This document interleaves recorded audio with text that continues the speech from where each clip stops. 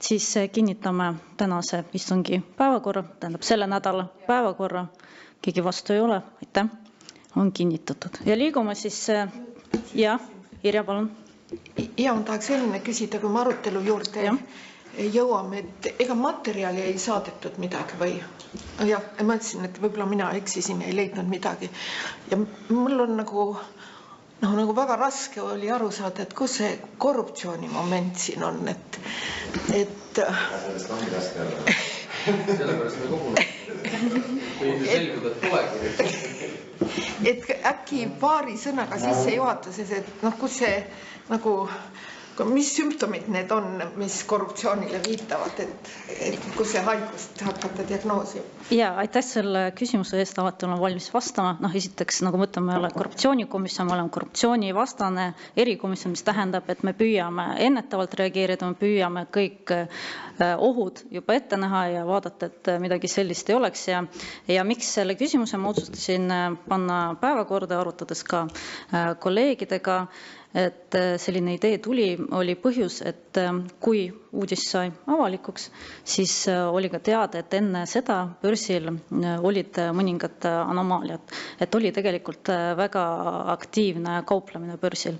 Ja muidugi see on ka põhjus, miks täna on Finantsinspektsioon siin, kes siis saab vastata küsimustel, kas nad on juba kontrolli teinud, kas siis on juba saanud ka vastuse, kas olid võimalikud näiteks infolekked, sest me teame, et näiteks üks näide oli Kaitseministeeriumist, kus me teame, et infolekked on ja meie peame tagama seda, et sellised infolekkeid eriti niivõrd olulistes küsimustes ei oleks. Eks ole, see on selline küsimus. Ja teine küsimus on muidugi ka huvide konfliktide küsimus. See teema on alati meie komisjoni üheks olulisemaks teemaks.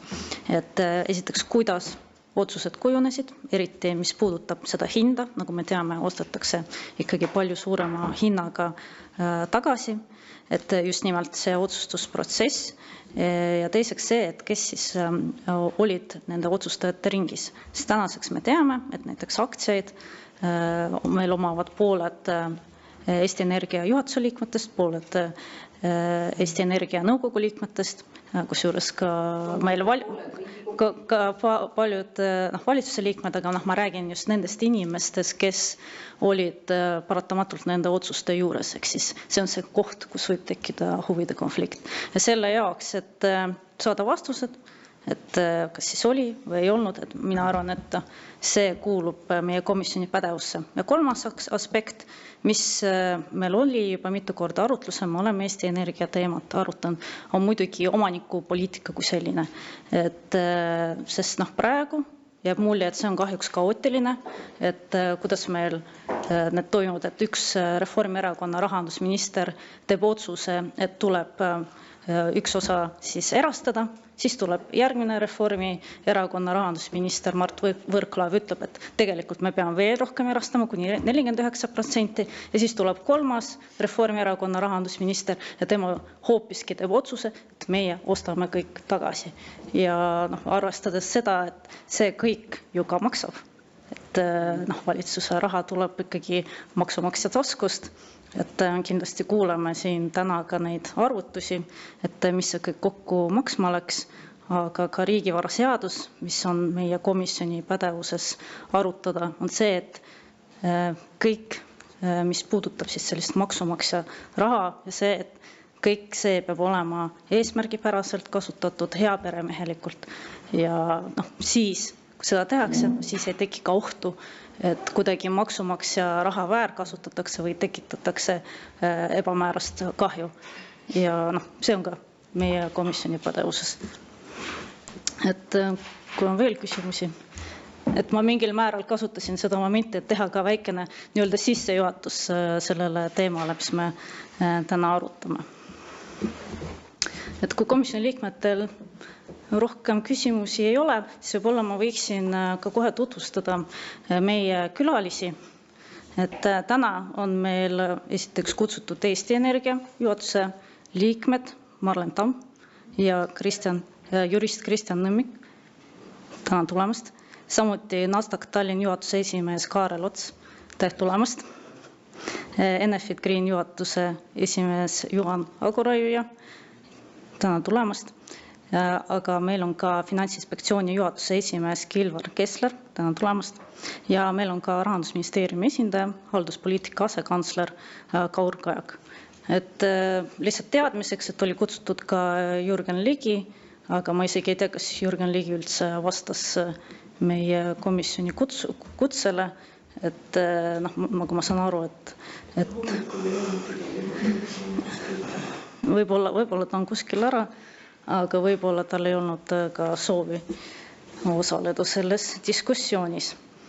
Võib-olla kohe, kui võimalik, et ma alustaksin ja ma pöörduksin Eesti Energia juhatuse poole, et kui te saaksite lühidalt meile rääkida just sellest, kuidas see otsustusprotsess kujunes. Eks ole, ma saan aru, et olid muidugi tellitud ka täiendavad analüüsid, aga just nimelt kogu see protsess, mis puudutas seda, et mis hetk te saite aru, et ikkagi tuleb börsilt ära tulla, tuleb taas riigistada ja kuidas siis see arutelu küsimused, mis puudutasid just hinna kujunemist, kuidas need siis kujunesid?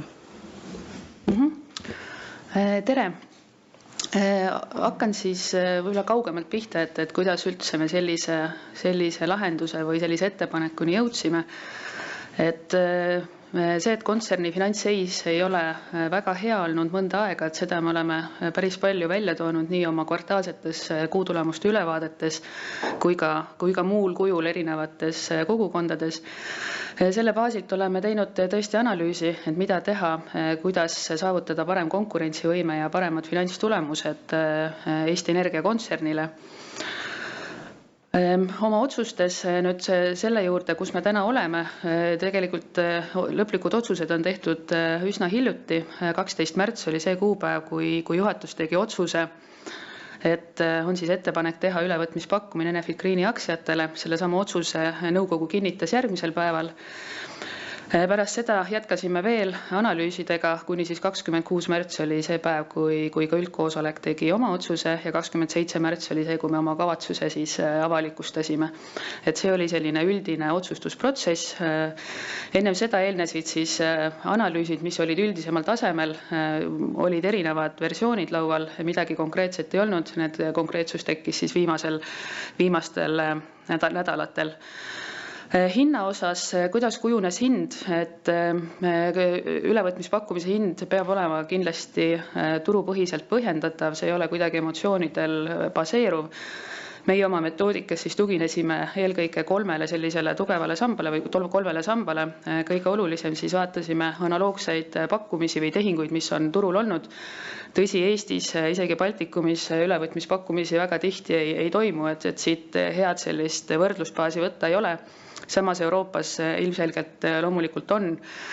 Vaatasime siis analoogseid tehinguid ja milliseid siis hindasid on selliste tehingute puhul pakutud. Võib-olla siit, kui tuua lähemast regioonist viimaselt ajalt tehinguid, on siis OX2, mis ka toodi börsilt ära.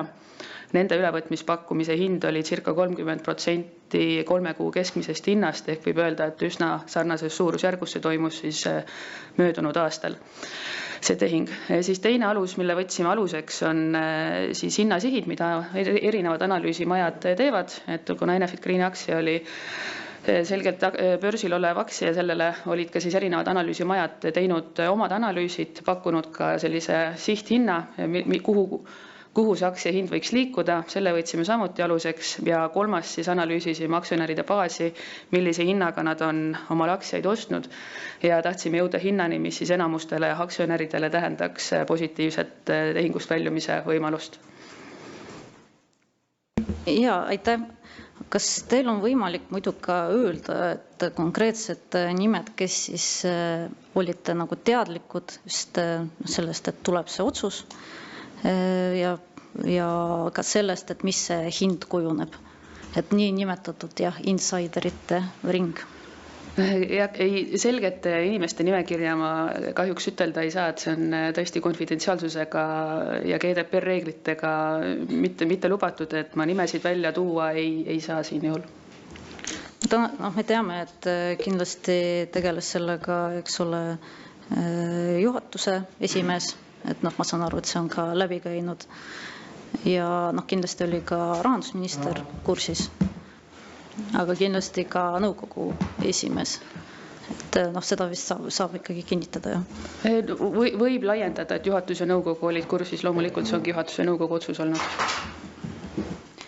Rain Epler.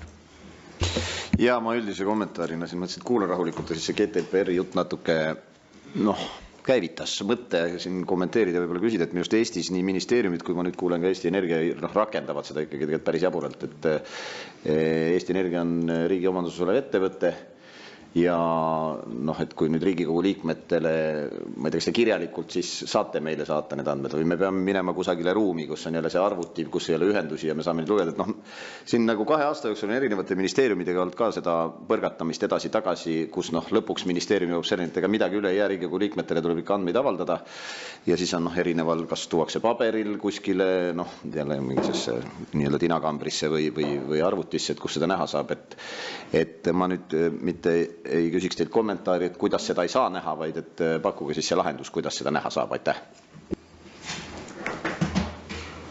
No esiteks ma võib-olla tooks välja, et tähtsam on, ma arvan, selliste tehingute puhul see, et ettevõttel on selged reeglid, mismoodi siseteabeprojekte käsitletakse. Need reeglid on meil paigas, selle järgi on tegutsetud. Kõik, kes said siseteabest või keda oli vaja informeerida antud siseteabest, said koostatud siseteabe nimekirjad. Need inimesed on ka kursis, mida see nendele tähendas, see siseteabeprojektis osalemine, et tegelikult see on see, mis on antud juhul tähtis, et info ei lekiks, et kes on siis kaasatud, teavad, mis on nende kohustused sellega seoses. Ja, et vastus, et mis on tähtis ja küsimus on, kus siis saab mikrofon. Kus saaks omaniku esindavad inimesed seda nimekirja näha, kui nad seda soovivad. Et see oli selline lihtne küsimus ja siis sellele te ei vastanud. Aitäh. Jah, sest see on tõesti hetkel seadusega mitte lubatud seda vastata. Ütleme, et kui on kahtlusi ka selles osas, et siseteabet kuidagi valesti käsitleti, siis Finantsinspektsioon on tegelikult see asutus, kes seda kontrollib. Finantsinspektsioonile me ka vajadusel neid andmeid avalikustame, kes ja millal said siseteabe ehk ka kurssi. Ma võib-olla nagu lihtsalt, et nagu kuidagi näitlikustada oma küsimust, et aga kui mul on näiteks üks ettevõte, täitsa minu omandis, siis praegu paralleeli tõmmates ma saan aru, et juhatus ja nõukogu võivad mulle ühel hetkel öelda, et hea omanik, seda infot me sulle ei avalda. Et kas ma, te ütlete, et ei saa omanikule avaldada infot, et rääkige siis natuke lahti, et mis see põhjendus täpselt on. Aitäh. Ma ei tea, võib-olla annan juristile sõna. Selles mõttes, nagu Marlen ütles, siis kui Finantsinspektsioon peaks meilt seda nimekirja küsima, siis me oleme kohustatud neile selle nimekirja andma. Finantsinspektsioon saab seda küsida, kui nad seda võimalust kasutavad, siis me avaldame neile. Ja siis te saate Finantsinspektsiooni käest näiteks seda küsida. Aga praegusel juhul meie omanik, Rahandusministeerium, selles mõttes need inimesed, kes pidid olema teadlikud siseinfost, nemad on sinna kantud. Ja sellega sai ka omanik sellest teada, kui seda analoogiat kasutada teie puhul. No see analoogia jääb natuke poolikuks selles mõttes, et kui me nüüd, see omanik on võib-olla natukene, ei ole päris täpne termin, aga Rahandusministeeriumi omanik on ka Riigikogu, piltlikult öeldes, eks ole, ja siin ametikohast tulenevad on erinevad saladustele ligipääsu load Riigikogu liikmetele ja nii edasi, et ma ikkagi nagu päris lõpuni teiega kaasas ei ole.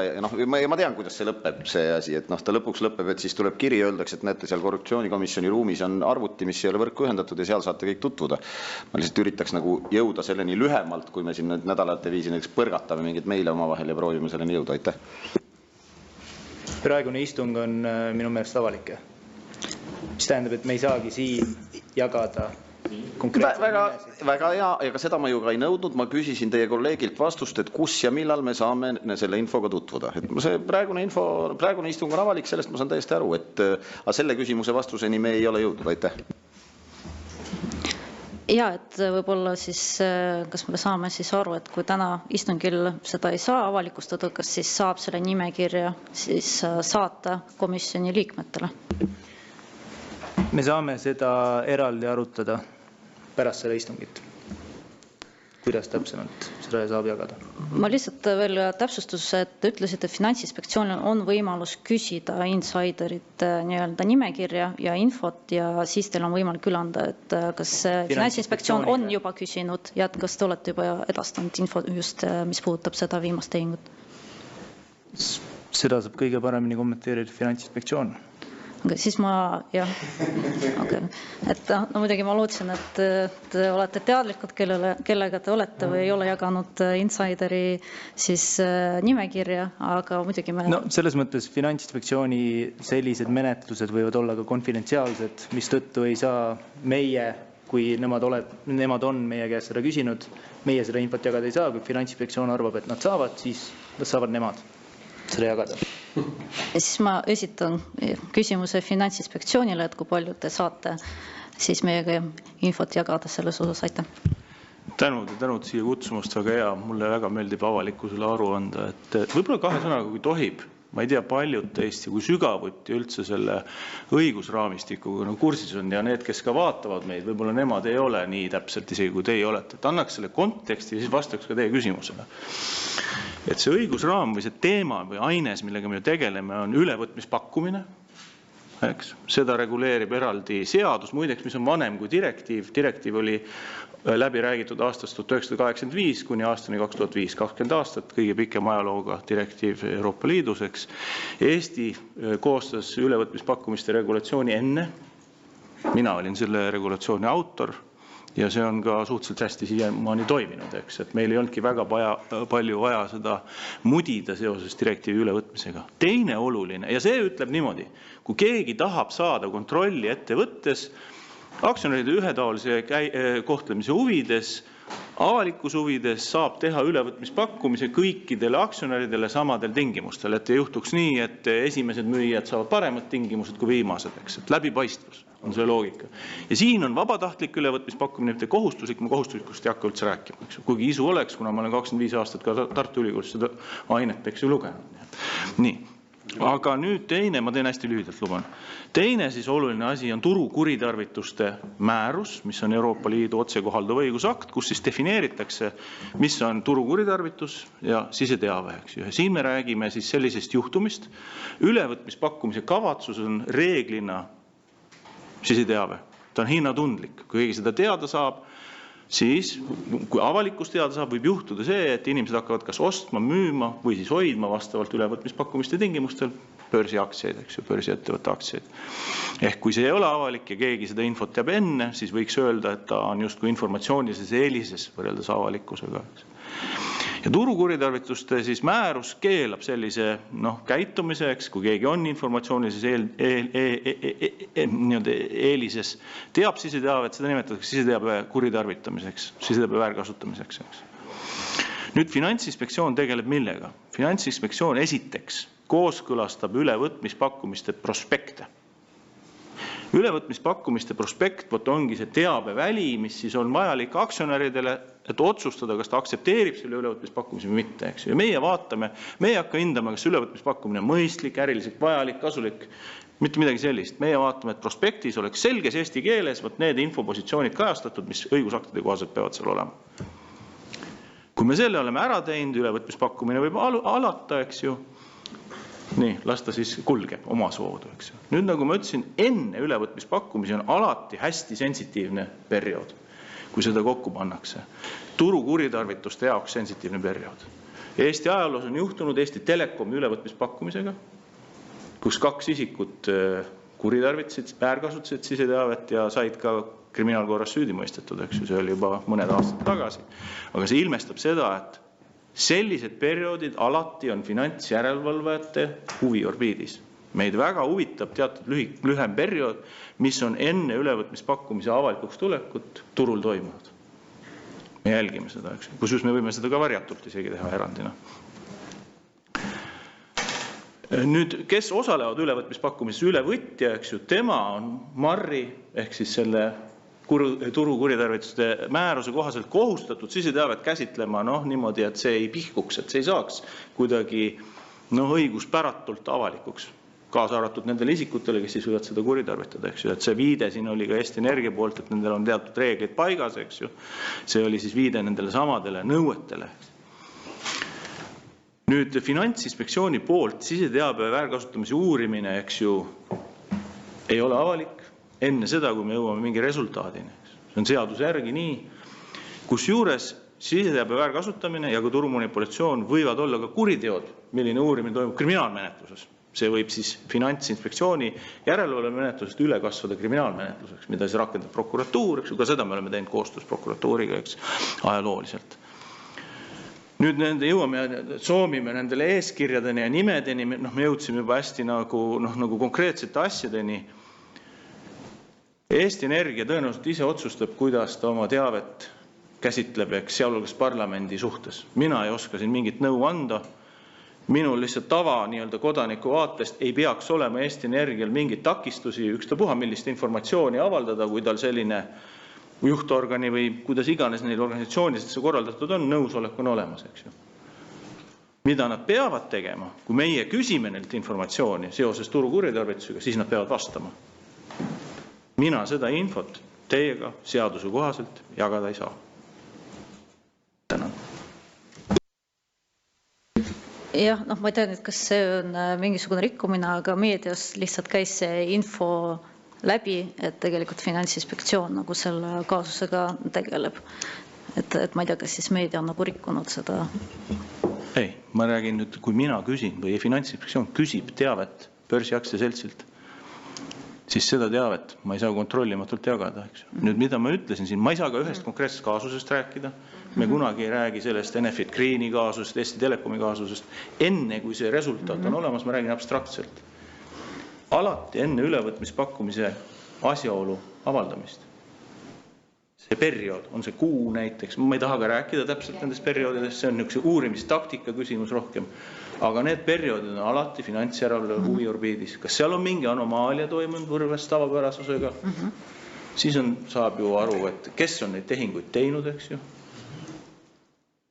Mis kogused, mis hinnad, eks, ja nii edasi. Selle kaudu hakkab rulluma lahti see, kas on tegemist konkreetsetel juhtumitel siis turu kuritarvitusega, ehk siseteabe väärkasutamisega või mitte. See on väga töömahukas töö. See ei ole kuidagi, seda ei saa ka kuidagi automatiseerida, osaliselt saab, osaliselt mitte. See on see, mis ma tegelikult kirjeldasin, eks ju. Aga konkreetsetest Enefit Green, mingi muu ülevõtmispakkumine praeguses faasis mina ei saa rääkida, ma saan teile seadusest tulenevalt, ma saan seletada teile, kuidas meie toimime ja mis on seaduse raamistik. Jah, et see on tegelikult ka põhjus, et miks meil oli ka huvi täna just kuulates teie vaatevinklist ja ikkagi nagu nii-öelda ridade vahelt saame aru, et selles osas Finantsinspektsioon ka töötab ja teeb järelevalvet ja suur aitäh ka selle eest, et kinnitasite, et teie ise ei näe probleemi selles, et Eesti Energia võiks siis meiega jagada ka nimetatud infot, mida me lisaks soovime. Ja palun, Riina Sikkut.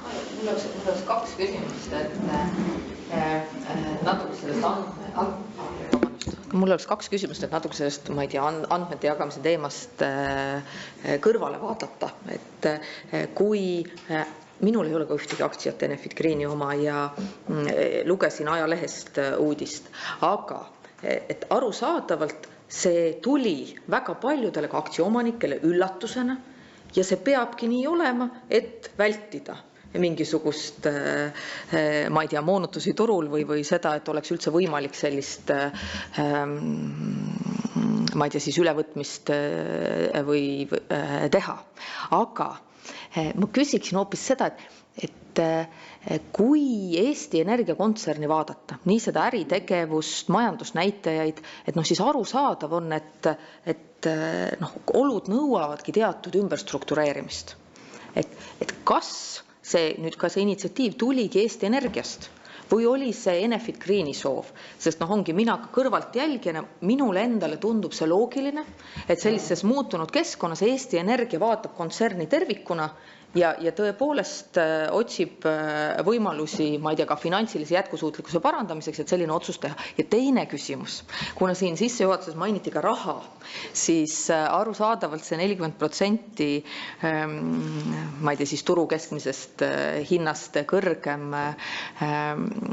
hind tekitab küsimuse, et kuidas riik saab endale lubada.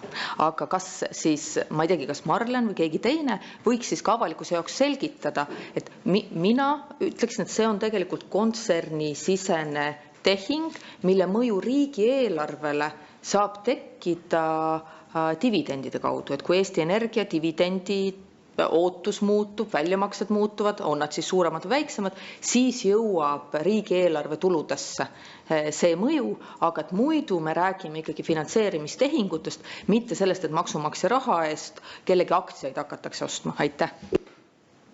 Ma vastan enda poolt siis võib-olla, kui keegi tahab pärast laiendada. Et otsuse tagamaades selles mõttes tõesti ma väga õigesti järeldatud, no meie jaoks on see puhtalt ärilistel kaalutlustel tehtud otsus ja niisugune tehingukavatsus. Et kui minna üldse ajast tagasi, et miks kunagi otsustati läbi väikeaktsionäride raha kaasata, tol hetkel oli see kindlasti vajalik ja õige, et oligi vajalik taastuvenergiat arendada ja Eesti Energia tundus kindlasti loomulik koht, kus seda teha ja siis läbi tütarettevõtte Enefit Green, et seetõttu ka see raha kaasamine tehti. Mis on aga 4 aastaga juhtunud energiaturgudel ja kindlasti me kõik oleme märganud, et see, mis oli 4 aastat tagasi ja mis on täna, need ei ole enam üks ja sama olukord, et ilmselgelt on tulnud väga suur turgude volatiilsus, on tulnud ka vajadus teistsuguse energiasüsteemi järgi, meil on vaja erinevaid tootmisvõimsusi, mitte enam ainult roheenergiat, et võib-olla see oli selline natukene ekslik järeldus või eeldus 4 aastat tagasi ja tänases turuolukorras see, et kuidas moodi siis tagada selline tugev energiaettevõte, et see saabki olla ainult selline see, nagu mida me praegu taga ajame, et meil on terviklik Eesti Energia, meil on ühes samas loogilises süsteemis erinevad sorti tootmisvõimsused, juhitav tootmine, rohetootmine, salvestus, kliendid, et sellise tervikliku süsteemiga on võimalik ka terviklikku energiamajandust edasi arendada. Et see on see taust, miks seda tehingut tehti. Ja finantseerimise vaates tõesti tegelikult ongi tegemist finantseerimistehinguga, ettevõtet saab finantseerida võõrkapitaliga, omakapitaliga, oma iseenda äritegevusega. Meie ka kõiki neid meetodeid ju loomulikult kasutame, et äritegevuse rahavood tulevad Eesti Energial päris mitmetest erinevatest kohtadest, mitte ainult Eesti elektritarbijatelt. Meil on ka teisi tegevusliine, meil on teistes riikides ka päris suured ütleme, kui siis allüksused, osakonnad, ettevõtted, et Eesti Energia ärituludest üle poole tuleb tegelikult väljaspoolt Eestit, mitte ei tule Eesti maksumaksjatelt. Ja finantseerimise poolelt ka, et loomulikult me kasutame laenukapitali, ka täna on Eesti Energial võlakiri Londoni börsil, Eesti Energia on ka börsiettevõte, mitte ainult tütarettevõte Green börsiettevõte. Ja kui me siis praegu oleme otsustanud, et väikeaktsionäridelt saadud raha me nii-öelda siis aktsionäridele anname tagasi, et see on tõesti finantseerimistehing ja selle eesmärk on Eesti Energia viia rohkem ühtseks, et me saaksime ärimudeli, mis tänapäevases turukeskkonnas paremini toimib ja läbi selle siis ka olla tugevam ettevõte. Ja kuidas ta lõuab lõpuks riigieelarvesse, tõsi, see ongi need dividendid ilmselgelt, et see on ka see, mida me loodame ja ootame, et kasumlikkus läheb üles ja tänu sellele tekib ka suurem dividendivõimekus.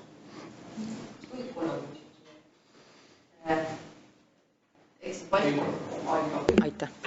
Eks Baltikumis on meil selline väike kapitaliturg ja ikka mõtlevad, kuhu pensionifondid saavad investeerida või väikeinvestorid saavad investeerida. Ma ei tea, võib-olla Kaar, et mis siis teie näete, et mis see mõju siin kapitaliturgudel on, et tegemist on olulise lahkujaga, et kas see mingit tulevikuperspektiivi mõjutab ka?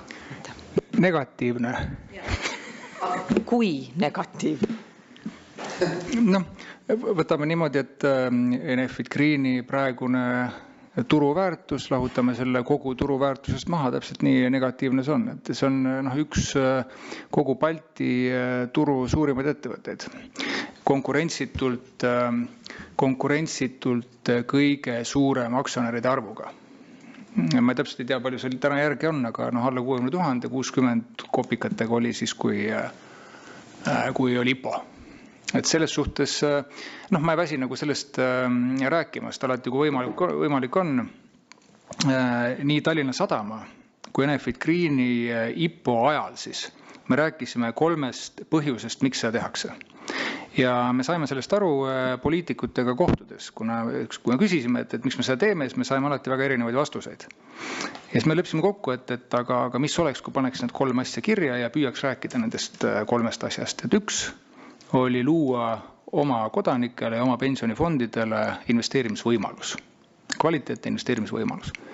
Punkt 2 oli teha Eesti ja Eesti ettevõtted atraktiivsemaks välisinvestoritele. Ja punkt 3 oli muuta ettevõtte juhtimine läbipaistvamaks. Ma arvan, et kõik need 3 on kehtinud nii Tallinna Sadama puhul kui Enefit Greeni puhul. Ehk et nüüd me võtame lihtsalt ühe ettevõtte sealt nimekirjast välja, kes tegelikult on olnud eeskujulik ettevõtte, mitte ainult meie jaoks, aga ma arvan üldse sellise juhtimiskvaliteedi poolest.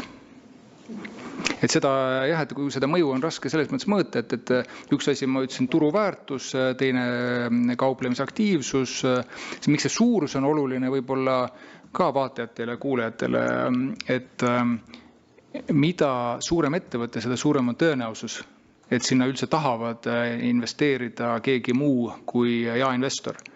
Mulle on öelnud isegi kohalikud pensionifondid, et kui me räägime sellisest, ma ei tea, 100 või 200 miljonilise turuväärtusega ettevõttest, siis on selgelt väike. Tegelikult peetakse väikseks ka sellist 500 miljonilist ettevõtet, kui me räägime välisinvestoritest. Me paneme siia juurde selle, ütleme, viimase 3 aasta keerulise aja, kus nagunii on meil tõmmanud välja siit enamus selliseid välisinvestoreid. Et selles mõttes kogumina on see efekt on negatiivne, kui negatiivne see on, sõltub natukene sellest, et kelle poolt vaadata. Et kas me vaatame investori poolt, kellel on võimalusi nüüd vähem, või me vaatame meie poolt, või me vaatame, ma ei tea, kellegi kolmanda poolt.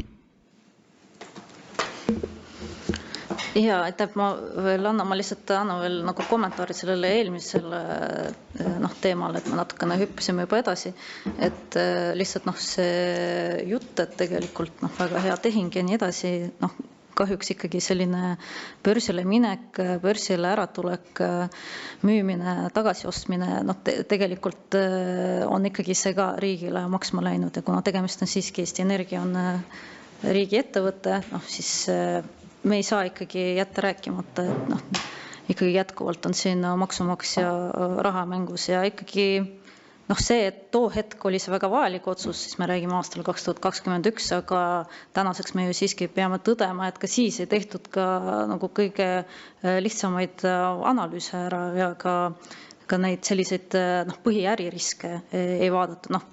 Kas või üks lihtsam analüüs, et kui meil Eesti Energia ja üks osa on siis Enefit Green, on meil börsil, siis neil oli omavahel väga raske koostööd teha, infot jagada või siis tõesti, et Eesti Energial kas siis appi tulla mingis olukorras, kus asjad ikkagi ei läinud nii nagu pidid. Et selles suhtes ja kui palju me oleme Eesti Energia küsimus käsitlenud, siis ega see omanikupoliitika ei ole olnud väga järjepidev ja arusaadav, aga ka omaniku ootustes. Et täna, et see otsus on nagu vajalik lihtsalt, nagu me oleme aru saanud, et kui palju ka nii-öelda see, ma saan aru, analüüs näitas, mis oli tellitud, kui me eksi Ernst & Youngi audiitorfirma poolt, et siis ma saan aru, et see oligi lõpuks ainus väljapääs. Aga samas ikkagi tuleb tõdeda, et olid tehtud valed juhtimisotsused ja see kõik on ikkagi täiendavalt läinud maksma ka maksumaksjale. Ja eraldi teema, mis minu jaoks on et meil just nii-öelda tuli parempoolne valitsus, oli just koalitsioonileping ja põhimõtteliselt, kus räägite jälle, et meie jaoks on oluline majanduskeskkond, meie jaoks on oluline, eks ole, välisinvestorite kaasamine, meie jaoks on oluline võib-olla riiklike ettevõtete rohkem erastamine, aga siis isegi kui mina ei toeta just sellist parempoolset poliitikat ikkagi põhimõtteliselt paari päeva pärast teha täiesti kannapööre, täiesti vastupidine otsus ka nagu tekitab küsimusi, rääkimata sellest, et mida ma juba mainisin, et 3 erinevat rahandusministrit põhimõtteliselt tegid erinevad ettepanekud, mida peaks Eesti Energiaga tegema. 3 rahandusministrit Reformierakonna poolt. Ja Priit Sibul. Ja, aitäh. Ma ei teagi, kas sellel on tagantjärgi enam vahet, aga see, mida ka Riina küsis, et ma ei suudagi aru saada, et kas see on Eesti Energia, kas nõukogu või juhatuse tasandil, kes vaatas kogu kontsernile otsa ja jõudis arusaamisele ja läks omaniku juurde, et öelda, et oleks mõistlik see IPO teha või vastupidi. Et oli omaniku esindaja, kes ütles, et nüüd võiks seda Eesti Energiat kokku tuua, sest nagu komisjoni esimees ütles, et ma mäletan ka poliitilisel tasandil üsna hiljuti neid diskussioone, et tegelikult mitte aktsiate tagasiostust ei räägitud, vaid isegi olemasoleva Eesti Energia täielikust lõhkumisest räägiti, eks ju. No küll mitte Enefit Greeni, vaid ka olemasolevast, eks ju. Kaja Kallase valitsus ja Kaja Kallas ise tegi seda väga jõuliselt, eks ju. Et mõneti jäi sisse küll nagu passiivseks, aga ma ei saadki aru, et kus see initsiatiiv tuli ja võib-olla see oli ainult poliitiline retoorika, et ma ei tea, võib-olla sisuliselt rahandusminister omaniku esindajana ei teinud midagi, eks ju, et ainult peaminister rääkis sellest. Ja teine küsimus mul ongi see, et mis see nagu kõige olulisem nüanss on siis nüüd Eesti Energia jaoks, et miks neid osasid on vaja tagasi võtta, et mis on see kõige olulisem muutus, et kas see ainult kontserni, see ei pruugigi vähe oluline olla, see raamatupidamislik ja rahanduslik seis, et mida tütarettevõttega ei saa teha. Aga siis tütarettevõttega selles mõttes, eks, kes on avalikult börsil, mida siis nüüd saab teha, et miks seda sisuliselt Eesti Energia kontserni jaoks on vaja? Aitäh. Kõigepealt vastus esimesele küsimusele, et nagu enne ka ütlesin, selgelt see otsus oli ärilistel põhjustel, ehk selle otsuse algataja oli kontserni juhatus. Et meie analüüsisime läbi, kuidas ettevõtte ärimudel ja finantsseis teha paremaks ja selle pealt tegime oma ettepaneku, et poliitilisi asju ma siin taga ei oska kommenteerida. Teine küsimus, et mis siis läheb tõesti paremaks või miks sellist muudatust oli vaja? Et võib-olla siin saab ju näitena tuuagi see, et hetkel Enefit Green börsiettevõttena, eraldiseisva ettevõttena omab ainult suures osas rohevarasid. Rohevarad suudavad elektrit toota sel hetkel, kui on tuult ja päikest, vahepeal on augud. Et tegelikult, et oleks terviklik energiasüsteem, siis sinna on vaja ka teistsugused tootmisvarad juurde ja nad peaksid olema nagu tõesti lähedal ühtses samas süsteemis. Ja teine pool, et siis on ka olemas kliendid, kellele seda elektrit saab siis otseselt maha müüa, et kõik need komponendid oleksid ühes samas ettevõttes koos, et see on see ärimudel, mida meie hetkel otsime. Ja ma küsin, et börsireeglid siis täna segavad neid ja millised täpselt siis et kui see terviklahendusest rääkida. Ma saan aru, et see on see põhjus, et üks on see kogu kontserni värk, mis läheb paremaks, sellest ma saan aru, aga just mind huvitab et täna, millised börsireeglid segavad siis ikkagi Eesti Energia poolt neid asju koos teha, arvestades seda, et Enefit Green on ka täna, eks Eesti Energia tütarettevõtte. Siin on üks asi, mida kindlasti peab ja saab ka välja tuua, tõesti on börsireeglid, mis siis käsitlevad seda, kuidas moodi kõiki aktsionäre käsitleda, nad peavad olema siis kõik võrdselt käsitletud. Teine on loomulikult siis erinevad siirdehinnad, regulatsioon, see küll käib mitte ainult börsiettevõtete, vaid kõik erinevate juriidiliste kehade osas, kes on omavahel kuidagi seotud ehk ühes kontsernis olevad, et need reeglid ongi siis need, mis ütlevad seda, kuidas peavad olema omavahelised tehingud tehtud, et saaks väga selgelt tõestada, et nad on turutingimustel, et ei ole ühelegi osapoolele liiga tehtud, aga see on ainult osa tegelikult sellest puslest või lahendusest. Ütleme tegelikult selleks, et selline ärimudel, nagu ma ennem kirjeldasin, tervikuna töötaks, ta tõesti nõuab igapäevast, igatunnist, võib-olla tulevikus ka iga veerandtunni taga, nii nagu elektriturg nüüd toimib, omavahelist sünergiat ja see tähendab, et nad tõesti peavad olema ühes ettevõttes ja et ei ole seal mingisugust ajakadu erinevate tehingute kokkuleppimisele ja sisetehingute üle argumenteerimisele või tõendamisele, et see on siin see taust. Mingil määral see tõendab ära ka seda, et ikkagi selline taastuvenergial olev põhinev firma ei saa nagu ilma riikliku täiendava dotatsiooniga hakkama, et ilma selliste lihtsalt investorite kaasamisega, et ma arvan, et sealt ju ka need, saan aru, probleemid ka alguse said, et Rain Epler ja siis ka Riina Sikkutil oli küsimus. Ja aitäh, esimene, ma tunnistan, on pisut irooniline küsimus, et kas 4 aastat tagasi see mõte ei käinud juhtkonna peast läbi, et päikese ja tuule energia tootmise võimsused, siis vastavalt tuulega ei tooda või öösel ei tooda.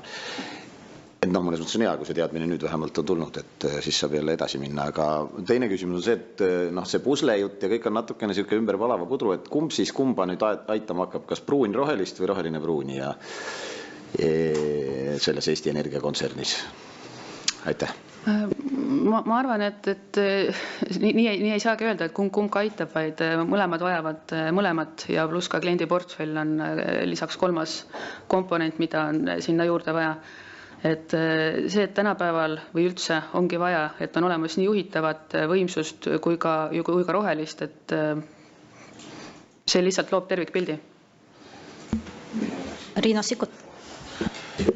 Ja kõigepealt nendin, et ma ei saa nõus olla komisjoni esimehe järeldusega, sellepärast, et turul meil on küllaldaselt taastuvenergia tootjad, ka neid, kes toodavad ainult ühest allikast, ka ainult päikeseenergiat, aga see hind, millist hinda nad, mis tüüpi lepingud on, kuidas nad oma riske maandavad, see on lihtsalt erinev. Kui kontsernis on erinevad tootmisvõimsused olemas, siis nende efektiivsem juhtimine võib olla lihtsalt koos, mitte eraldi. Nii et vaataks ikka konkreetset juhtumit, mitte ei järeldaks siin taastuvenergia tootmise kohta tervikuna. Aga tahtsin küsida siit Kaarli viimasest kommentaarist kinni võttes, et tõesti, et kuna ega need 3 eesmärki, mida te kirjeldasite seoses Tallinna Sadama, Enefit Greeni börsile viimisel, need ei ole kuskil ära kadunud. Tegelikult riik ju tahab seda endiselt saada. Et neid otsuseid üleöö teha ei saa, aga kas pikemas plaanis võiks ikkagi vaadata riigi ettevõtted selle pilguga üle, et midagi täiendavat tuua börsile pensionifondide jaoks, väikeinvestorite jaoks, et oleks võimalik see 3 eesmärki saavutada? 2 mõtet. Ma olen nii kaua, kui ma olen Tallinna börsi juhtunud, see on varsti 9 aastat, rääkinud seda, et ma ei näe ühtegi põhjust, miks ei võiks eranditult kõik riigiettevõtted olla mingis osas avalikud, see tähendab börsil noteeritud. Mingis osas ma ütlen seda, et kui tõesti on kellelgi hakkavad käed värisema või närvid ütlevad üles mingisuguse strateegilise jutu tõttu, siis alati võib jätta endale siis enamus osaluse. Aga see ei ole ainult nüüd Eesti ja Balti kuidagi kogemus, aga igal pool, kui sa oled avalik ettevõte, siis sinu juhtimine on läbipaistvam. Ma arvan, kõige rohkem läbipaistvust võikski oodata riigiettevõtetelt. Seda esiteks. Ja teine oli natukene selline humoorikam, et sellel päeval, kui see uudis tehti teatavaks, siis ma olin Leedus. Ja Leedu kolleegid hakkasid selle peale naerma ja siis nägid, et kuna ma olin ise väga tõsine, siis enam ei naernud. Aga miks neid ajas naerma on see, et nad ütlesid, et Balti turul siis on kõige suurem ettevõte täna on Ignitis Group. Ignitis Group ei ole eraldanud oma taastuvenergiat eraldi ettevõttesse. Ja sellel hetkel, kui Enefit Green tuli turule, siis nende turuväärtuste vahe oli väga väike. Ignitis oli küll palju suurem, tänaseks on ta, selleks hetkeks oli ta kärisenud suuremaks, aga siis Leedu meedias võeti nagu väga hoolega paar aastat Ignitise kallal, et miks, ja muidugi ka poliitikute kallal, et miks te tegite sellise tobeda otsuse, et te viisite turule ettevõtte, kust ei ole eraldatud taastuvenergia osa, ehk et mis ma tahan sellega öelda, et tagantjärele tarkus on täppisteadus. Mõlemal juhul, mina tavalise kodaniku rollis siis arvaks, et tõepoolest sul on vaja mõlemat, nii juhitavat kui siis taastuvenergiat, aga see, mismoodi see asi on nagu välja mänginud, on täpselt selline, nagu ta on, et täna on Ignitis on, jälle oleneb, kuidas me seda võrdleme, et päris heal järjel tugev ettevõte ja Eestis viiakse siis teine minema. Ma arvan, see toonaste otsuste kohta on hea ülevaade. Et see, et kuidas küsimus, ma muidugi libisin vastusest natukene ära, et kas ma näen, et ettevõtteid tuuakse, ma olen rääkinud eranditult iga rahandusministriga siis selle aja jooksul ja eesmärk on olnud üks, et mis oleks, kui looks sellise kapitalituru strateegia. Ja minu pärast see võiks mahtuda ühele A4-le, isegi kui A4 kokku ei tule, teeme pool. Et mida me tahame saavutada? Kas me tahame kellegagi võrrelda ennast, kas me tahame luua oma ettevõtetele paremaid võimalusi, mida see tähendab? Kas need sammud, mida ma ütlesin, riigiettevõtet börsile, kas see on teoreetiliselt tooks siis sellist välisraha? Kas see võiks teoreetiliselt, kui seda targalt teha, oma inimeste jõukust kasvatada? Kui need vastused on jah, siis peakski vaatama, et mida saab teha riik. Ma arvan, et neid tegevusi on väga vähe. Tulekski vaadata kriitiliselt üle kogu see ettevõtete nimekiri ja teha otsused, sest et ainukene, kes saab teha neid otsuse korras, neid otsuseid siis, ongi riik. Küsimus on lihtsalt ajas. Tuleb, tõenäoliselt täna keegi ei too, täna on kõik punases, aga kui sul on see plaan on tehtud, et ma toon sellise hästi lihtsa näite, et me tahame näiteks jõuda lähemale Euroopa keskmisele kapitalituru tervise mõttes, siis me täpselt teame, mida meil on vaja selleks teha ja jagame tööülesanded ära. Riigi roll on alati olnud ja saab alati olema väga väike seal, mis puudutab riigiettevõtteid ja mis puudutab rahatarkust sellist laiemalt, finantskirjaoskust. Ülejäänud teeb ära turg. Et lihtsalt meil oleks vaja sellist nõusolekut või pühendumust. Et praegu mulle tundub, et äkki ministeeriumis on see pinnas soodne, aga seda jah, mul ei ole midagi selle vastu, et käia iga natukese aja tagant ministeeriumis inimestega kohtumas ja rääkimas seda, aga vaata, kui tore oleks, kui see oleks selline, selle 4 aasta ülene. Et kui sul on valimised saavad läbi, siis keegi võtab selle sama A4 välja, vaatab, et näed, see on meie plaan, see tundub täiesti mõistlik, olenemata sellest, kes sul on koalitsioonis ja kes on opositsioonis. Aitäh, kas ma sellest vastuses sain õigesti aru, et praegu siis Eestil või valitsusel ei ole kapitalituru strateegiat? Kui on, siis see on nii salajases, et ma ei ole seda näinud ega kuulnud sellest. Ma siis arvan, et vast ei ole, et kui isegi teie ei ole seda näinud. Et tegelikult on oluline aspekt, mis te tõstatasite, et selles osas peaks olema valitsusel riigil strateegia. Ja ma annaksin siin ka nüüd sõna Rahandusministeeriumi esindajale, et kuulasite päris juba palju erinevaid siin argumente, aga ma sissejuhatuseks küsin ka, et esiteks, millal siis Rahandusministeerium sai teada, eks ole, sellest otsusest, et kuidas siis see info jagamine toimus, ehk siis mis puudutab just seda otsust, et ikkagi tuleme börsilt ära, teeme ülevõtmispakkumise ja muidugi ka see aspekt, et kui koostati riigieelarve, uue aasta riigieelarve, kas siis lähtuti sellest, et minnakse veel lisaks, eks ole, börsile, et erastatakse veel lisaks või juba siis lähtuti arusaamast, et suure tõenäosusega hakatakse tagasi ostma. Aitäh. Aitäh. Jah, mul on hästi palju märkmeid, ma alustan siis viimasest küsimusest. Kõigepealt sellest, kas selle aasta riigieelarve koostamisel lähtusime siis Eesti Energia struktuurimuudatust, vastus on ei. Riigieelarvet tehakse augustikuus. Augustikuus me ei olnud neid küsimusi üldse arutanud. Meil arutelud võimaliku Eesti Energia uue struktuuri või mingite muutuste järgi hakkasid vähemasti nõukogu tasandil, ma olen samal ajal ka Eesti Energia nõukogu liige, hakkasid oktoobrikuus. ja me saime aru, et me sedasi enam edasi liikuda ei saa, et midagi peab muutuma, sest et ärimudel sellisel kujul ei tööta. Ja meil olid erinevad stsenaariumid, me hakkasime erinevate stsenaariumitega pihta ja ma arvan, et eelmise aasta lõpus me jõudsime arusaamisele, et võib-olla see Greeni börsilt ära tulemine on võib-olla üks kõige parimaid võimalusi. Aga see oli tegelikult ainult üks analüüsi versioon.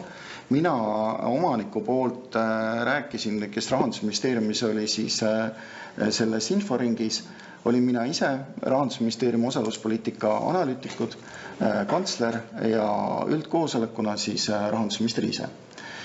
Ja esimene nagu soov või palve tegelikult oligi see, et me peaksime võtma kõrvalt täiendava analüüsi. Ja Ernst & Young selle analüüsi tegi.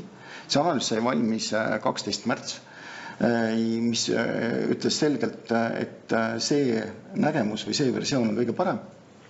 Nõukogu hakkas tegelema üldkoosolek ka ja siis me jõudsimegi sellest tänasesse seisu, et kus siis nõukogu tegi täiendava otsuse, et kõige parem on Green börsilt ära tuua, üldkoosolek ka ja täna oleme selles seisus. Teine küsimus, mis siis või märkus siin oli, mida Riina küsis, oli dividendi ootuse puhul ja see haakub sellega, et kui palju maksumaksja raha kaob või kaduma läks. Et vastus tegelikult on see, et kui ma oleks jätkunud sama mõnes mõttes katkise ärimudeliga, oleks riik kaotanud veelgi enam. Selgelt oli dividendi ootus oleks halvenenud tulevikus, et juba sel aastal on ta palju väiksem, kui ta eelmine aasta oli ja see trend oleks ilmselgelt negatiivne. Nii et kui me räägime nagu maksumaksja raha hoidmisest, siis see oligi hädavajalik otsus, et ärimudelit tuleb muuta. Teine küsimus, mida Kaarel ütles, et juhtimiskvaliteedi osa. Juhtimiskvaliteedi osas on Vabariigi Valitsus alles 6 aega tagasi kinnitas osaluspoliitika uued alused. Ja me tegelikult lähtume iga riigi äriühingu juhtimisel tegelikult nendest samadest reeglitest või samadest väärtustest. Läbipaistvus, kasumlikkus, hea peremehelikkus, kõik need väärtused, mis on tegelikult börsiettevõtete puhul olemas. Nii et ja seda me igalt riigi äriühingult ka ootame.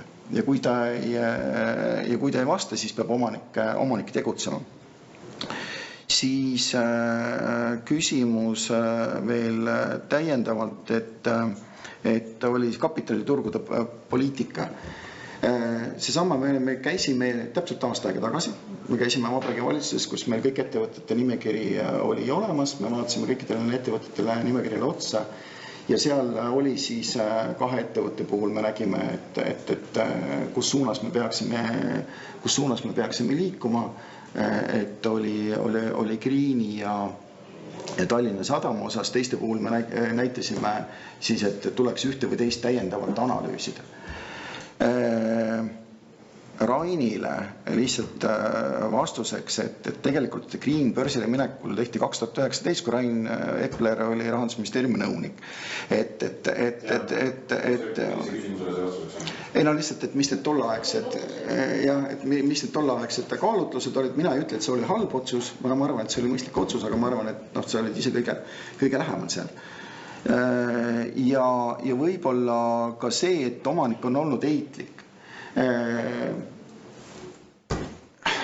Kõikidel nendel puhkudel tõepoolest me peame lähtuma sellest infost, mis tol hetkel käes oli. Ja tõepoolest oli meil koalitsioonilepingus, minu arust oli Elektrilevi eraldamine, oli põlevkivi osa eraldamine, aga seal oli analüüsida. Ja me analüüsisime seda. Kui me vaatame, kui kaua on olnud omaniku ootused kehtinud, siis samasugused omaniku ootused on kehtinud 4 aastat muutmata kujul.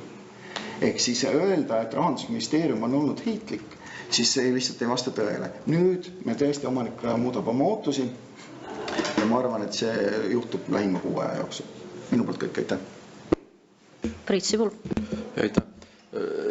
Sa, Kaur, nüüd ütlesid, et Rahandusministeerium hakkas juba möödunud aastal analüüsima, jõudis järeldusele, et kõige mõistlikum võib-olla on üldse eraldades tellida täiendav analüüs, 12. märts tuli see.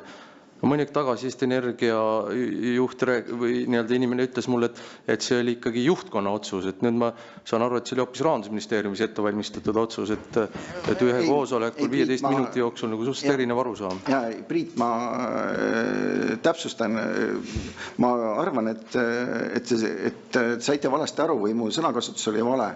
See, kuna ma ise olen nõukogu liige, juhatus tegi ettepaneku nõukogule. Nõukogu arutas seda selle aja jooksul korduvalt. Mitte tavaliselt nõukogu käib 1 kord kuus. Ei nõukogu. Ja siis, kui nõukogu jõudis selgusele, siis loomulikult me kaasasime siin arutelusse ka omaniku. Et nii suurt otsust ilma omanikuta ei saa lihtsalt teha.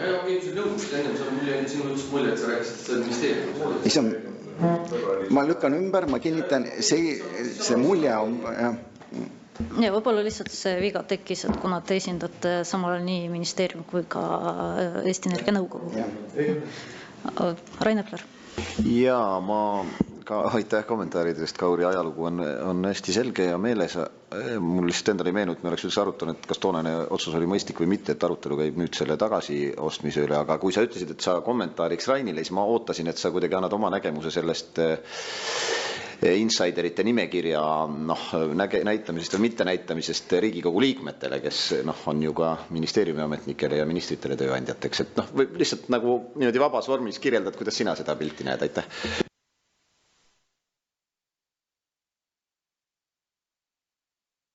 Jaa, et ärisaladuse valdaja on Eesti Energia.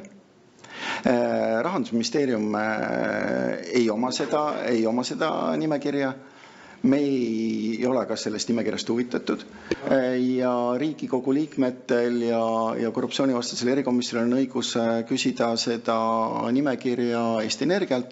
Ja siis kas Eesti Energia, kas ja kuidas selle vastab, siis on see omavahelise suhte küsimus. Ja aitäh, et ma tuleksin jälle selle heitlikkuse juurde, et te ütlete, et ikkagi riik ei olnud omanikuna heitlik, vaid ta lähtus vastavalt sellest infost, mis parasjagu saadaval oli.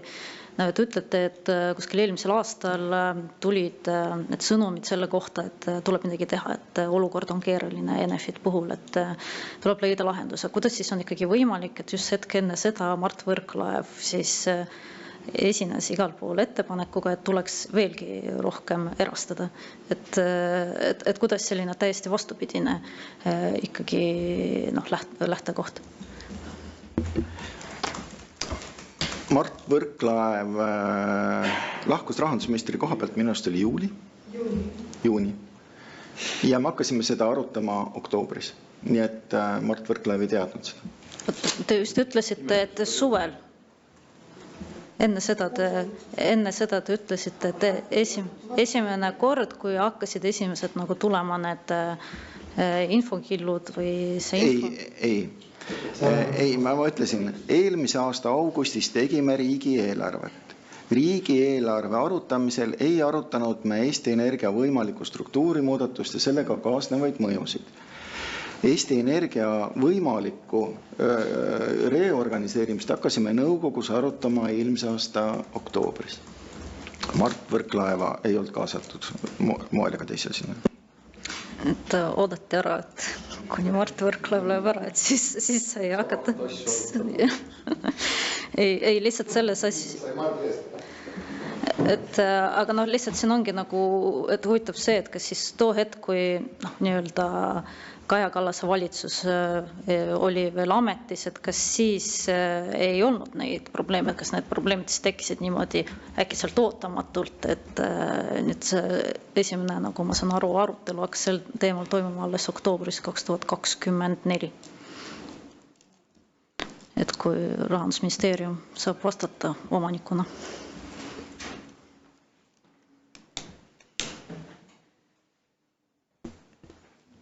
Ega Eesti Energia finantsseis oli ju teada juba üle-eelmine aasta. Ja me tegime ju, öeldakse, et kas omanik on olnud tegevusetu, ei olnud. Et on väga palju muutusi tehtud, on vahepeal valitud uus nõukogu, on vahepeal valitud uus juhatus. me hakkasime kogu seda strateegiat üle vaatama, omanik otsustas eelmise aasta kevadel teha ka erikontrolli, me vaatasime üle, et mis on hästi, mis on halvasti. Finantsseis on kogu aeg olnud teada ja omanik on püüdnud sekkuda ja parandada seda olukorda, et Eesti Energia on Eesti üks kõige suuremaid ettevõtteid, ta on kahtlemata väärtuslik Eesti rahvale ja omanikule, nii et olla tegevusetu me ei saanud lihtsalt olla. Rain Epler. Mõneti nagu detaili küsimus ja nii otseselt mitte diskussiooniga seotud, aga lihtsalt eneseärimise mõttes, et millises kontserni kehas see uus salvesti asub? Kas see on Greenis või see on kuskil mujal? Aitäh. Hetkel on ema ettevõttes. Priit Sibul. Aitäh, kui tohib, siis ma börsijuhilt küsiks, et enne kirjeldasid seda Leedus käiku ja kas kui leedukad olid rõõmsad ja sina mitte nii väga. Et mul on küsimus sellele eelneva perioodi kohta, kui läks nii-öelda seal turul aktiivsemaks kauplemiks nende Enefit Greeni aktsiatega, et kas siis börsijuht tundis rõõmu või siis oli ka nii-öelda tekkisid mõned küsimused, et ehk see, mida justkui meedias on spekuleeritud, ma ei tea, kas sa saad ja tahad sellele vastata või mitte, eks ju, aga et kas siis oli sinu hinnangul mingit anomaaliat nii-öelda teatava aktiivsuse kontekstis, ma räägin ainult sellest, mis meedias on toimunud, mina pole vaadanud, et kui palju see aktiivsus seal kasvas või kui palju neid omanikke vahetas ja nii edasi, eks ju, aga et kas, kuidas börsijuhile tol hetkel tundus, oli see rõõm või mure? Õnneks on, mul on järelevalvaja kõrval kohe. Ja mis mul, ütleme, siin rõõmu mingisugune kauplemisaktiivsuse tõus võib-olla teeb lühiajaliselt. Eriti suur aktiivsus oli ikkagi sellel samal päeval, kui see uudis tuli välja. Lihtsalt konteksti mõttes, et kui oli IPO päev, siis kaubeldi umbes 11 miljoni eest ja siis äraviimise uudise päeval kaubeldi kuskil 9,5 eest. Et need on päris suured numbrid, arvestades meie börsi ja selle suurust või väiksust. Ja järgmised päevad on ka tegelikult olnud väga, väga aktiivsed. Nüüd meil on järelevalve osakond, keda aitab siis masin päris aastaid juba, kes otsib, Kilvar natukene rääkis sellest ka, kes otsib anomaaliaid. Ja siis need anomaaliad, vahel on seal midagi tõsist ka taga.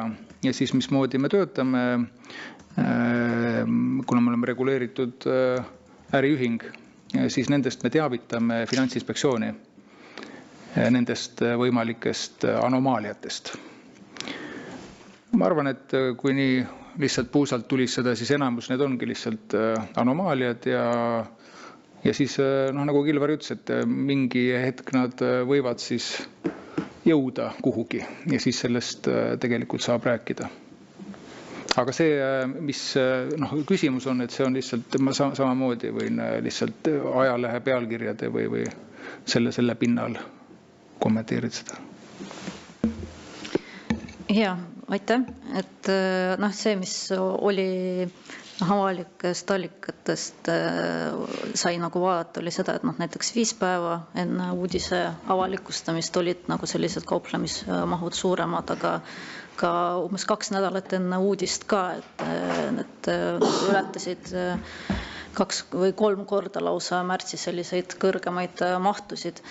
Et muidugi siin on nagu oluline teada, et millal olid need täpsed kuupäevad ja ajad, et millal tuli see näiteks kas analüüs, siis millal tuli otsus, et me liigume just erastamise ja muidugi 3. otsus on ka hinna osas, et jah, ma annan kohe Rainile ka sõna, et mul on veel selline küsimus, mis puudutab seda huvide konfliktide maandamist, et see on ka meie komisjoni pädevuses, et ma kindlasti pöördun nii Eesti Energia poole, aga ka Rahandusministeeriumi poole, et eks ole, kui tehakse selliseid otsuseid, tehti otsust ülevõtmispakkumise kohta ja samuti kindlad inimesed, nii-öelda kinnine selline insiderite ring tegi otsuse hinna osas ja samal ajal on nendel ka aktsiad antud ettevõttes.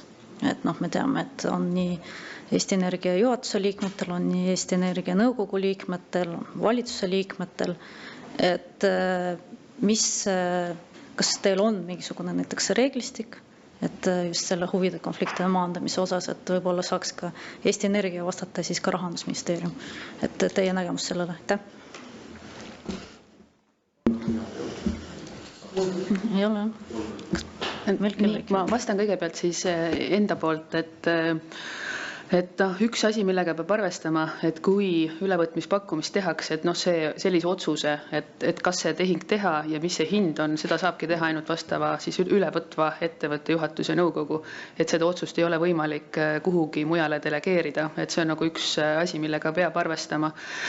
Ja kui küsida, kas siin on huvide konflikti, nagu välja toodi, on meie seas ka neid, kes on Enefit Greeni aktsionärid, et siin see, mis me tegime, oligi see, et see otsus oli kaheetappiline, oli juhatuse otsus, oli nõukogu otsus hinna määramisel, et seega siis seda huvide konflikti aitas lahendada või minimeerida.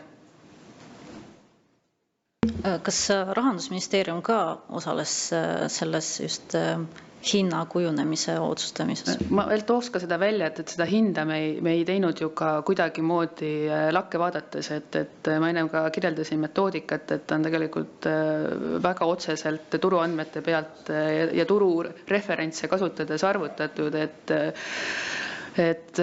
see on ka siis põhjendus, kuidas see hind kujunes, et me ei vaadanud üksteisel otsa ja ei mõtelnud, et 340 on ilus number. Ja aga minu küsimus oli, et kas siis Rahandusministeerium osales ka kõikides nendes protsessides, mis te just kirjeldasite? Ei osalenud. Et meie saime üks päev enne selle hinna teada, siis otsustas nõukogu, et sind on sobiv. Ja seesama üks päev enne tegi üldkoosolek otsus selle hinnaga. Rahandusministeerium hinna läbirääkimistes või hinna kujunemises ei osanud mitte mingil moel. Rain Epler. Ja, aitäh, ma tuleks nüüd selle juurde lähemale, et nagu ka ajakirjandus saab lugeda, nagu te täna rääkisite, et on nüüd selgunud, et on tugevam ettevõte, kui seal on kõik need erinevad komponendid koos.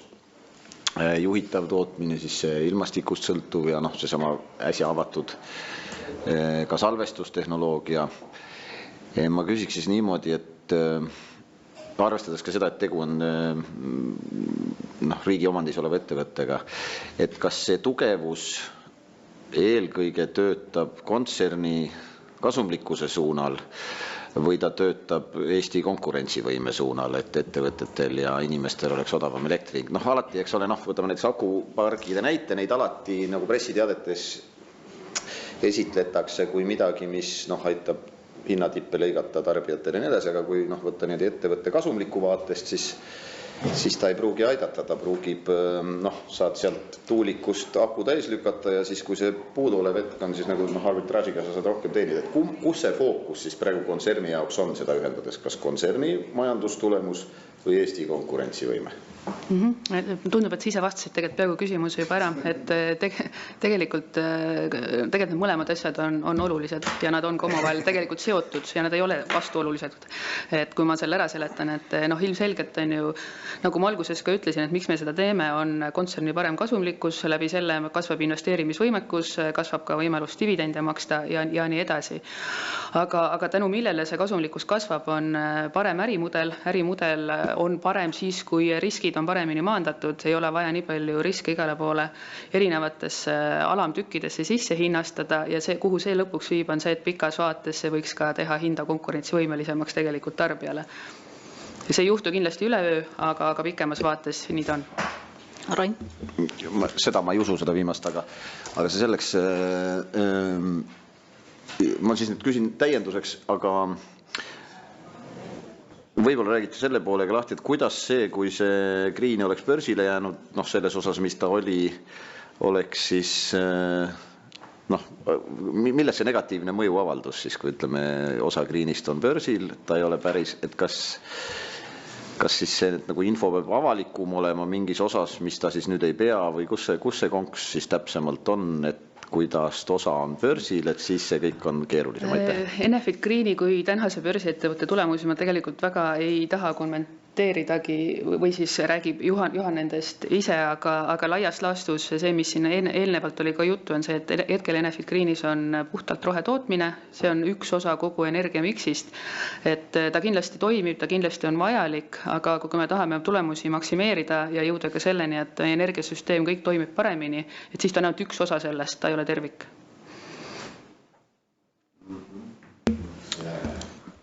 See, kuidas see börs segab, see projekt, ma ei luges võib-olla seda välja. Seda ma ka ennem seletasin läbi sisetehingute, et see, mismoodi toimivad täna sisetehingud, kui on tegemist kahe ettevõtte vaheliste tehingutega, millest üks on selgelt börsiettevõte, teine on küll ema, aga siiski eraldiseisev ettevõte, siis seal on teatud päris keerukad protseduurid, mida peab siis täitma, et tõestada turuhinna olemasolu ja ma enne ka seletasin, et tegelikult on oluline, et meil on siis erinevad tootmiskomponendid pluss kliendid päriselt nagu tõesti tihedalt omavahel integreeritud, see on see, mis teeb selle parema ärimudeli.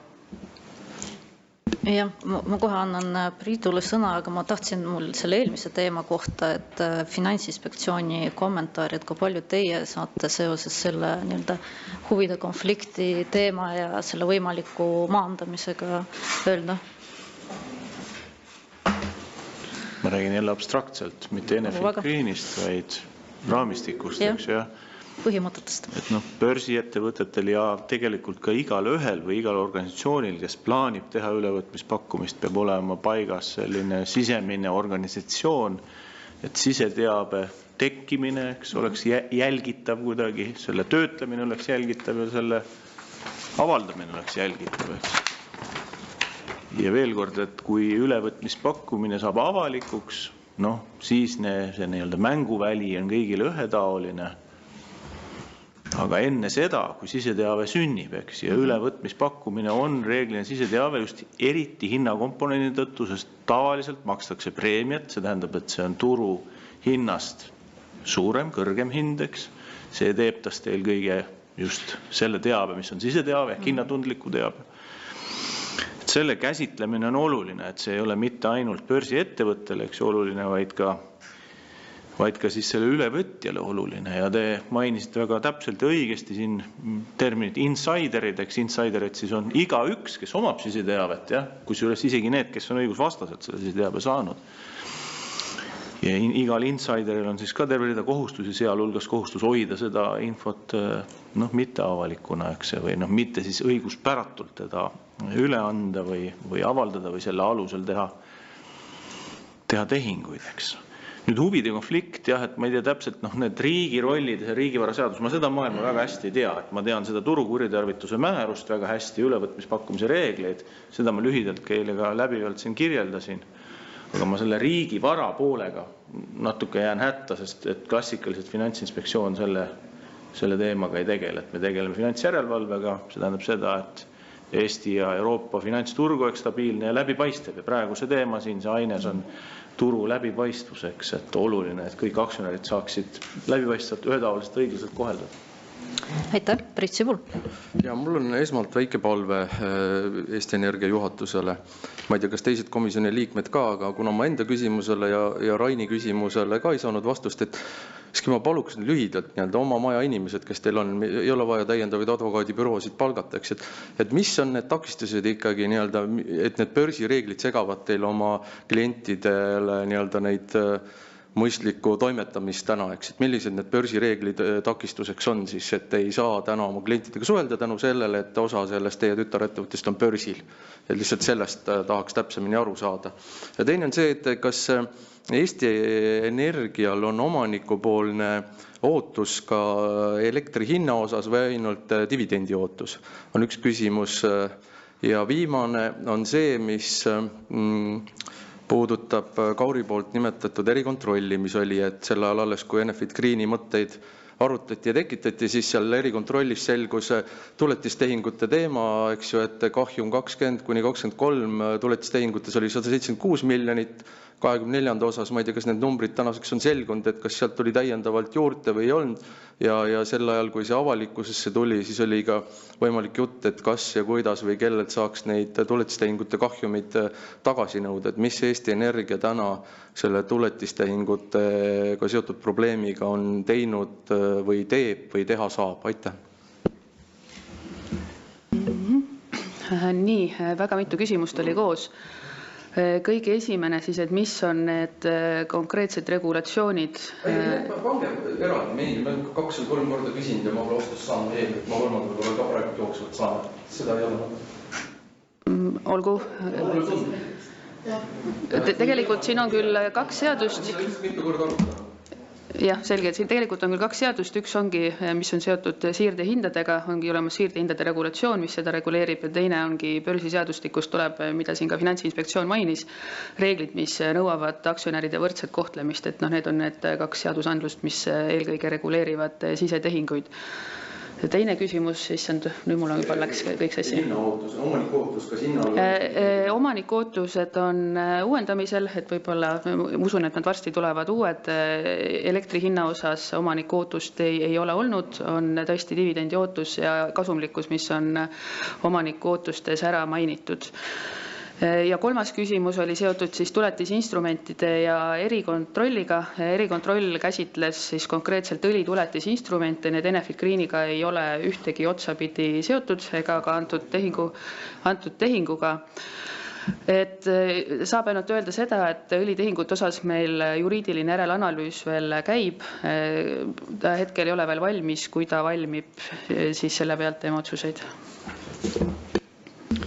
Ja ma lihtsalt täiendan, et omanikuootused on avalikud, et see igaüks saab vaadata. Seal on üldiselt organisatsiooni strateegilised eesmärgid, finantsilised eesmärgid ja keskkonnakaitselised eesmärgid, et need on, igaüks saab neid vaadata ja aitäh. Tegelikult ka see omanikuootuste teema oli meil mitu korda siin Eesti Energia käsitluses tõstatatud ja iga kord on öeldud, et need on uuendamisel, aga probleem ongi selles, et need omanikuootused on pidevalt olnud sellised vasturääkivad, et seal on pandud absoluutselt kõik võimalikud kohustused peale selle, et hind lõpptarbijale võiks olla mõistlik, ja tegelikult see on ka põhjus, et kuna need olnud sellised nii vasturääkivad, need ootused on ka põhjus, miks Eesti Energial ei ole aga väga lihtne olnud, et ühelt poolt väga kõrge dividendi ootus, siis varustuskindlus, siis erinevad investeeringud, mida Eesti Energia peab ise tegema, rohepöörded, aga ka muidugi see, et heitenormidest ja kõikidest nendest CO2 normidest kinnipidamine. Ja see on lihtsalt see asi, mida Eesti Energia on mitu korda meil ka istungil välja toonud, et see omaniku ootuste see kompott ja komplekt on olnud raske ja ikkagi kokkuvõttes nemad on ise pidanud tegelema sellega, et see lõpptarbija hind oleks vastuvõetav. Ja ma arvan, et see on kurb, et nagu Rahandusministeeriumi ise ei pane seda nagu omal soovil omaniku ootustesse. Mida Rahandusministeerium peaks panema sinna? Omaniku ootustesse, et omaniku ootustes võiks olla, et Eesti Energia peaks tagama, et oleks tagatud ka vastuvõetav hind Eesti elanikele, tarbijale. Igaks juhuks mainin, et Eesti Energial puudub võimekus seda teha, sest Eesti Energia üksinda ei kujunda meie piirkonna hinda. Ja kõik asjad koosmõjus ja kui vaadata ka seda, mida on näiteks öelnud Hando Sutter on öelnud, et näiteks tema juhtimise ajal on võetud väga palju otsuseid vastu niimoodi, et ikkagi see ei mõjutaks lõppkokkuvõttes kardinaalselt lõpphinda selliselt, et meie tarbijad peavad üle maksma. Rain Epler. Ma lihtsalt lühikese kommentaari selle viimase vastuse kohta ütlen, et ma olen nõus, et Eesti Energia ei kujunda hinda, küll aga ütleme ka Nord Pooli börs ei nõua, kui mingid eraldi lepingud üle, siis ta ei nõua mingit kogust, et Eesti Energia põhimõtteliselt võib ka otse kõik oma elektritarbijatele müüa ja siis Eesti Energia kujundab hinda.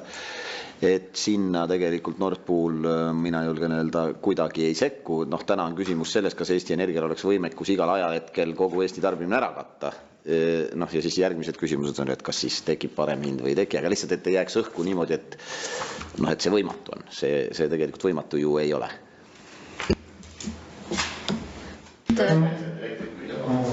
Et ma lihtsalt ütlen, et meil on ka Irja Lutsarilt küsimus, et siis kui teil on küsimus Eesti Energiale, ma saan jah, et siis võib küsimusi ära esitada, ma arvan, me hakkamegi juba lõpetama, et siis saab korraga vastata.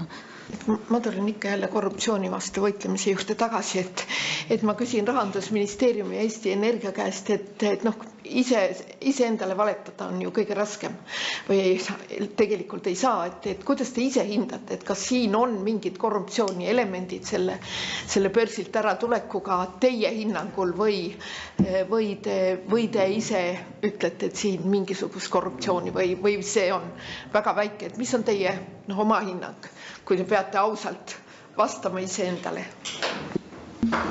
Mina julgen küll väga ausalt vastata, mina ei näe, et siin oleks mingit korruptsioonikahtlust, et kuna me oleme ettevõtte sees loonud väga selged reeglid, kuidas moodi me siseteavet käsitleme ja kantud juhtumit me väga suure hoolsusega käsitlesime, et jah, ühesõnaga vastus on, et ei ole korruptsioonikahtlust minul.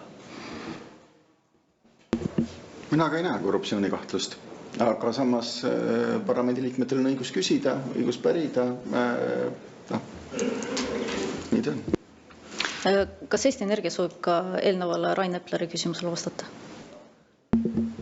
Ma arvan, et see oli hästi filosoofiline küsimus, et ma võib-olla ei hakka kõikidesse elektribörsi reeglitesse ja nüanssidesse hetkel minema, et kuna aeg hakkab otsa saama, et nõustun siis selles osas, et loomulikult Eesti Energial on võimalus mingil määral mõjutada ja see on ka see, mida me tahame teha, et see, et kui Eesti Energia suudab pakkuda rohelist, ütleme pigem madalamapoolse oma tootmishinnaga energiat ja seda tasakaalustada siis vajalikul määral juhitava võimsusega ja ka salvestusega, et see tähendabki seda, et meie enda tootmishind läheb odavamaks ja kui me sellist energiat turule pakume, siis ka turu keskmine hind läheb sellest alla.